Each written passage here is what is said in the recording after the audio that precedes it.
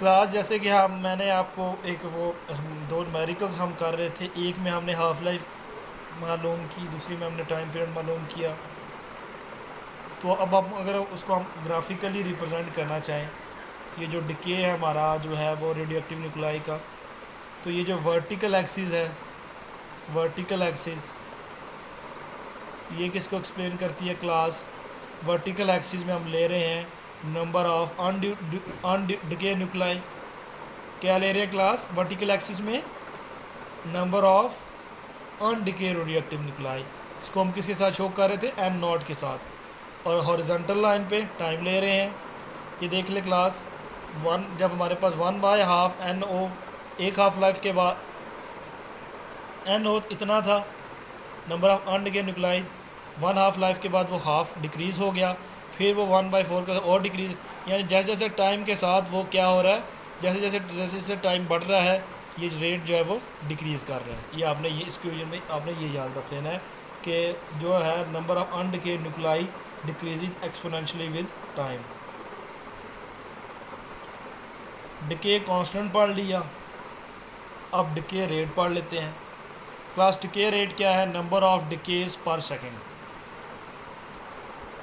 What is radioactive decay rate?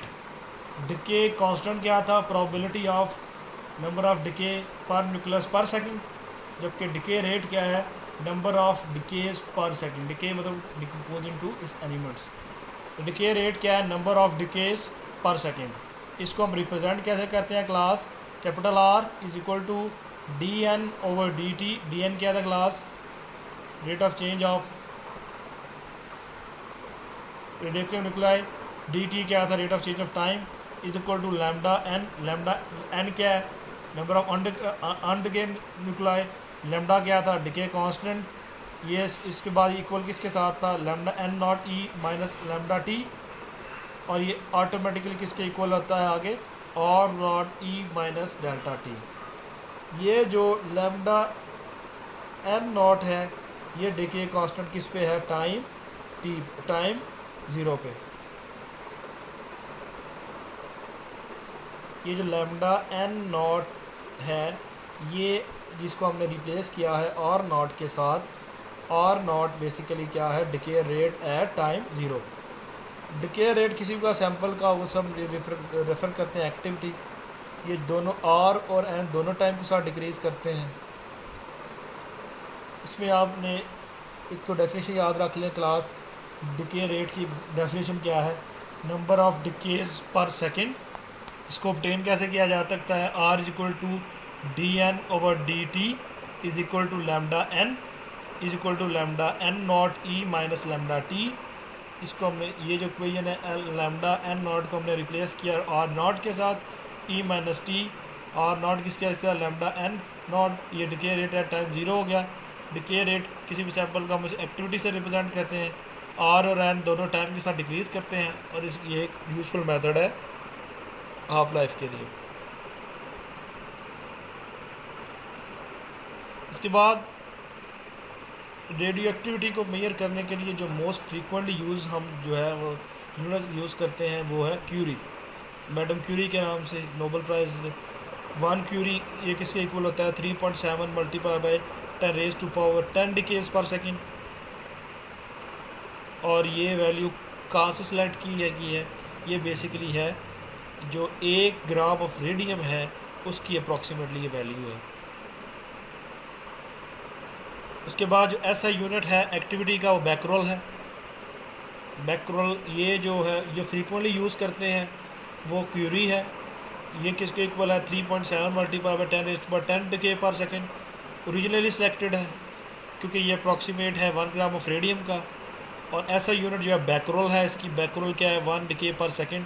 अगर हम इसको इसके बराबर लें तो ये जो डिके पर सेकेंड है इसकी जगह हमने क्या लिख दिया? Becquerel. Curie unit larger unit है। मोस्ट फ्रीक्वेंटली यूनिट जो है वो है मिली क्यूरी और microcurie. Frequently use activity class में क्यूरी है।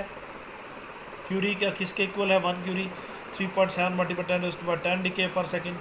ये वैल्यू ओरिजिनली सिलेक्टेड है क्योंकि ये अप्रॉक्सीमेट है किसका?